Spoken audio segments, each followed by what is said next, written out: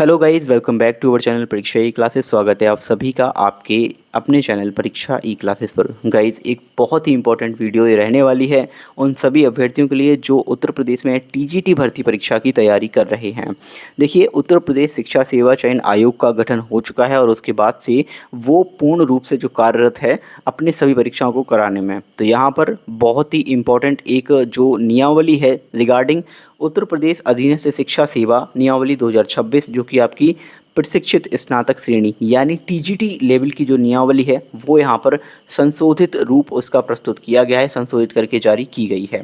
तो इस वीडियो में हम यही बात करने वाले हैं जिसमें आपकी जो भी सब्जेक्ट के लिए एलिजिबिलिटी होती है वो सब चीज़ें यहाँ पर बताई गई हैं। तो हर एक विषय के बारे में हम डिस्कस करेंगे, इसीलिए वीडियो थोड़ा सा लंबा हो सकता है। आपको पेशेंस के साथ इस वीडियो को पूरा देखना है ताकि आप जिस विषय से भी संबंधित हैं, जिस विषय का आप एग्ज़ाम देने वाले हैं, उससे आप बहुत अच्छे से समझ पाएँ कि क्या कुछ सिलेबस रहने वाला है और क्या कुछ आपकी एलिजिबिलिटी है वो रहने वाली है। मेन यहाँ पर जो एलिजिबिलिटी है वो यहाँ पर घोषित की गई है। देखिए, सबसे पहले ये जो आपकी नियमावली है इसका नाम है उत्तर प्रदेश अधीनस्थ शिक्षा प्रशिक्षित स्नातक श्रेणी। सप्तम संशोधन इसमें किया गया है 2026 और ये आपकी लागू हो चुकी है जैसे ही ये आई थी प्रकाश में वैसे ही।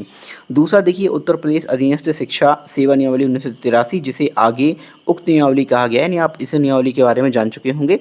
नेक्स्ट हम आगे देखते हैं कि अब जो आपकी जो निःशुल्क और अनिवार्य बाल शिक्षा अधिकार अधिनियम 2009, ठीक है ना, राइट टू एजुकेशन जो आपका है कंपलसरी एजुकेशन का, और एनसीटीई अधिनियम जो संशोधित हुआ आपका 2014, इसके स्थान पर आपकी संशोधित नियमावली 2024 के स्थान पर ये अब आपकी लाई गई है।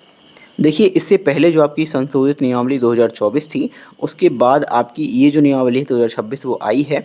अब आपको यहाँ पर दोनों में बताया जाए कि विद्यमान नियम क्या था, किसी भी विषय के लिए क्या आपके पास एलिजिबिलिटी होनी चाहिए और उसमें नया नियम क्या ऐड किया गया है। देखिए, सहायक अध्यापक पुरुष और महिला जीव विज्ञान विषय के लिए हम यहाँ पर एलिजिबिलिटी क्राइटेरिया देख लेते हैं। तो जो पहले विद्यमान आपका एलिजिबिलिटी क्राइटेरिया था उसमें क्या था, भारत में विधि द्वारा स्थापित किसी विश्वविद्यालय, मान्यत विश्वविद्यालय या फिर संस्था से विषयों के रूप में जंतु विज्ञान और वनस्पति विज्ञान के साथ स्नातक की उपाधि। आपके पास ये क्या होना चाहिए, किसी भी यूनिवर्सिटी से जो हमारी विधि द्वारा स्थापित है उसमें आपके पास जंतु विज्ञान यानी जूलॉजी और वनस्पति विज्ञान, ठीक है, बॉटनी, इसमें आपकी ग्रेजुएशन होनी चाहिए। प्लस दूसरा यहाँ पर है एनसीटीई द्वारा मान्यता प्राप्त किसी कोर्स में शिक्षा स्नातक यानी बीएड की उपाधि। तो दूसरी क्राइटेरिया ये हो गया था। ये दोनों अगर आपके पास हैं तो आप एलटी ग्रेड टीचर बन सकते थे।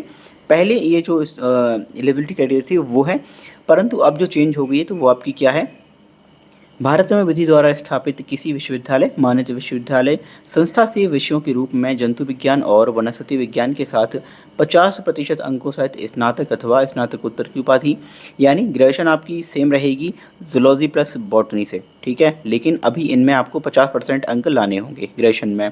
दूसरी यहाँ पर शर्त है जो आपकी बीएड की थी वो भी यहाँ पर कंटिन्यू करी गई कि बीएड आपके पास होना चाहिए।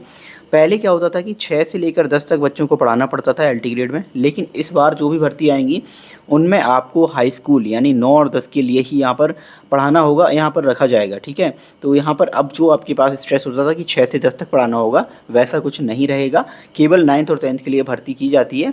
अब जो आपकी सहायक अध्यापक ये जो भर्ती दिख रही है वो आपके टीजीटी ही होते हैं, यानी कि एक तरह से ट्रेंड ग्रेजुएट टीचर ही होते हैं, लेकिन जीआईसी में भर्ती हो रही है तो इनको एलटी ग्रेड बोल देते हैं। तो आई होप आपको ये एलिजिबिलिटी क्राइटेरिया वीडियो समझ आया होगा। जियोलॉजी जो आपका जीव विज्ञान है विषय, उसके लिए इसी तरह से हम अन्य वीडियोस जो हैं वो डाल रहे हैं अन्य सभी विषयों पर, क्या कुछ आपका जो नया एलिजिबिलिटी क्राइटेरिया वो रखा गया है उसके बारे में।